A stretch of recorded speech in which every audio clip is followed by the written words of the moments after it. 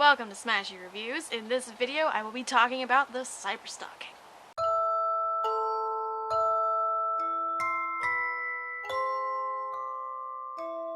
A quick notice before I get into it. Since this month is a spoopy month, I will be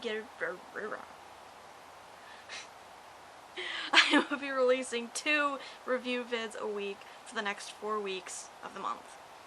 Not today though, unfortunately. So be prepared for that. There will be 8 in total.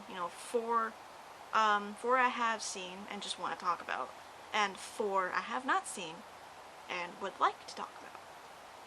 So, now, let's get down to business. On January 21st, 1999, the cyberstalking made its debut on television in the US. Directed by Brian Grant, this futuristic twist on nightclub stars Jean Louisa Kelly, Noah Huntley, Jason Hildebrant, Indra, Claudine Wilde, and Daniel Caltagirone. And obviously more. Now the synopsis. Oh god. I'm just gonna give you the whole paragraph.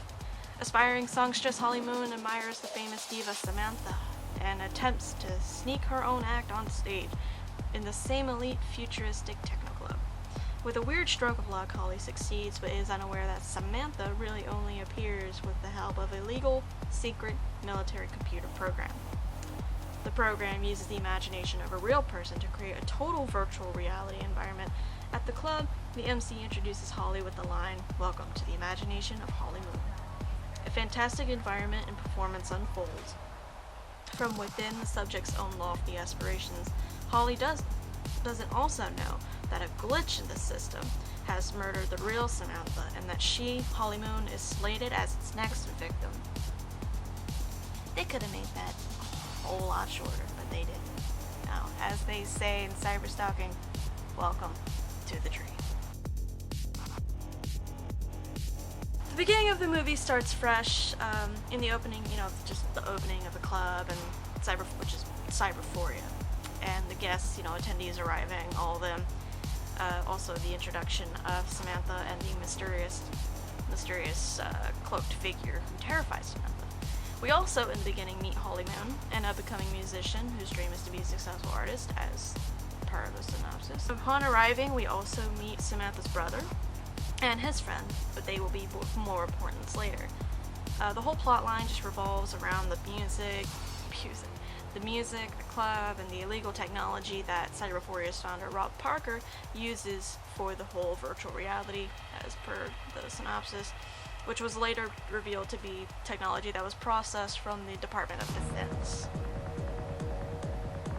There's also the subplot that involves Samantha and the program actually killing her, and Rob Parker actually trying to cover it up.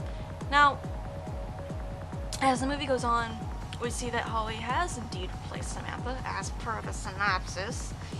And honestly, I'm not even gonna lie, she was killing it. She was really killing it. This girl, good voice, really good voice. Jean Louisa Kelly has a really good voice. But as soon as she has her first official show, the black-clad figure we see in the beginning reappears. Now, this figure, which I deem to be a virus, it would be like a type of virus, despite it being a defense program. It was actually revealed to have the face of none other than Rob Parker himself, the founder of Cyberphoria. It wasn't necessarily Rob who killed Samantha and started stalking Holly, but a program that took his face, building it from, Parker's subconscious when he stepped into virtual reality itself. But though, like I said, the whole plot line is, just revolves around that. Now, after Samantha dies, her brother is dwelling deeper after Cyberphoria tries to say that Samantha is ill and she's, not talking to anybody. She's off, worried about her mental health. She's fucking dead because Rob tried to cover it up, okay? He's over here trying to figure that shit out. And so him and his friend, they receive footage of Samantha getting murdered. And they use that to pull Holly out of the trance that the program brought her into. It enticed her, it kept her there. So they used that to help pull her out. So that's how they come into importance much later. You know, the whole plotline honestly is really good. You know, it's unique, and I enjoyed every minute of it. It kept me involved. Okay, now aside from the basic locations, like for, you know, the apartments and the mall and whatnot, the sets they used for Cyberphoria were just beautiful, to say the least. You know, in the main room of Cyberphoria, you know, you have like the dance floor. It's kind of like the setup of a nightclub. You know, you have like the overhead terrace in the building, and then you have like the main bottom of the floor. You got the nosebleeds, and you got the There's also a stage right up in there. So that's the main like area of Cyberphoria. Now, in the first cyber sequence, or the virtual reality sequence, we get a beautiful museum-like room with big white pillars and statues and just mixes of light, mostly white and I think purple or blue. Now this was Samantha's vision. In the second sequence we see Rob and Holly have a talk within virtual reality, because he goes into, this was also where Samantha was killed. It was just a big mansion and big gates surrounding it and a big fountain in front, you know, nothing big, but just, it was still pretty to me. In the third VR sequence, in which was Holly's first actual performance, that one, it kind of reminded me of the streets of New Orleans during Mardi Gras, mixed with maybe the streets of London or something. I don't know. It had like medieval looking buildings. There were dancers with, you know, loose dresses and sequins that flew off when, you know, they were just shaking like the bottom parts, and not to mention the lighting was just amazing. Now the last VR sequence, which is the conclusion in which the cloaked figure's identity gets revealed, and it's just much too similar to the mansion they were like at, but there was a large open space for like the other dancers, like the concert goers or whatever you'd want to call them. This one, like I said, wasn't necessarily something big, but it wasn't big, but I still think it was pretty cool. Okay, in placement of the gore category and a new category that is being added, I want to talk about these motherfucking clothing choices for Samantha, Holly, and the mysterious figure. Alright, first of all, I loved Samantha's look. I loved her style in the beginning of the movie.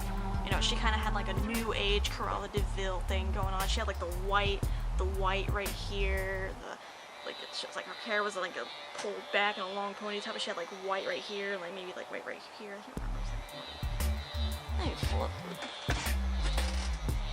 Yeah, she had like a widow's peak going on almost, and had like the white right here, long ponytail. She also had like she was also like wearing a long trench coat that was like silver and like glittery and like sparkly, with like a black dress, like black dress and red heeled boots. And then second, you know, Holly's wardrobe for her performances. Her first performance, she sported a glitterified, sparkly, thin strap, like tank top. It wasn't like a tube top. It was like thin straps, like spaghetti straps. And like a long skirt, which was also kind of shiny. Her hair also had like a futuristic type style. It was like long behind her. It was braided in the back. Had like parts. It was parted right here, but it was like mounded almost. Or like her second look. Oh my god, y'all. I didn't care much for the dress, but her hair was on fucking fleek. It was on fleek. Like her hair was like styled, like it was like parted like right here. It came out like this, and then it came up like that. I probably would have to find a picture or something, but it looked so cool. It looked like some kind of futuristic royalty type thing, like how royals would wear, like futuristic royalty would wear as like their headdress or something. Everything about her clothes and her hair was unique, and it truly amazed me. Now with the mysterious figure, you know, clad in black cloak and lace, you know, donning a weird like hat. It was like up, and then it had like a round thing on the top. I would say a chef's hat, but it wasn't a chef's hat. It was like up like this, and then it had like a circle on it. It was like round on the top, like flat almost. That costume really just, that wardrobe choice had really honestly left a lot of mystery, and it kind of gave out some creepiness. So overall, that one was.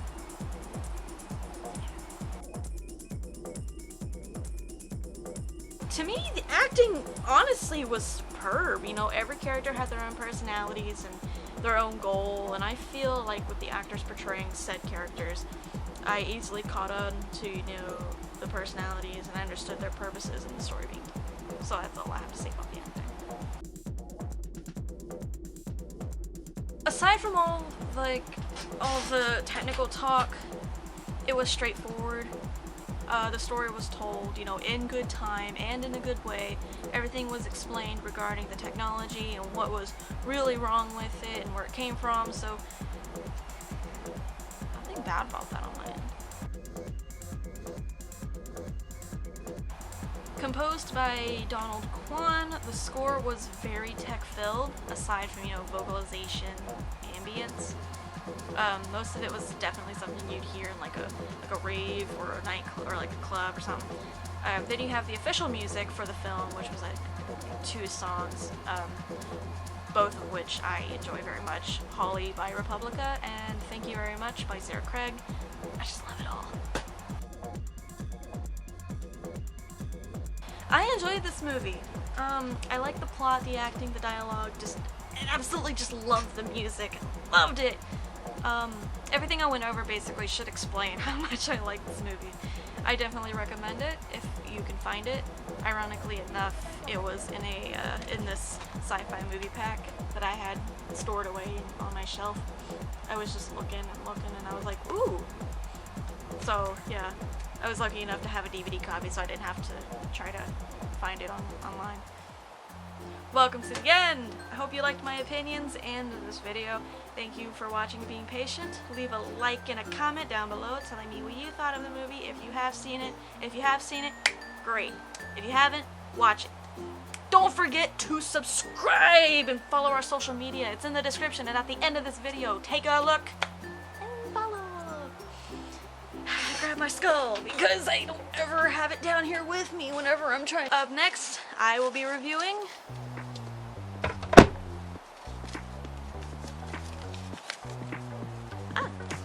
The Crazies and Shaun of the Dead. So look for those 2 videos next week. They'll most likely be posted on the same day. So with that being said, I am Smashie. I'll see you guys soon.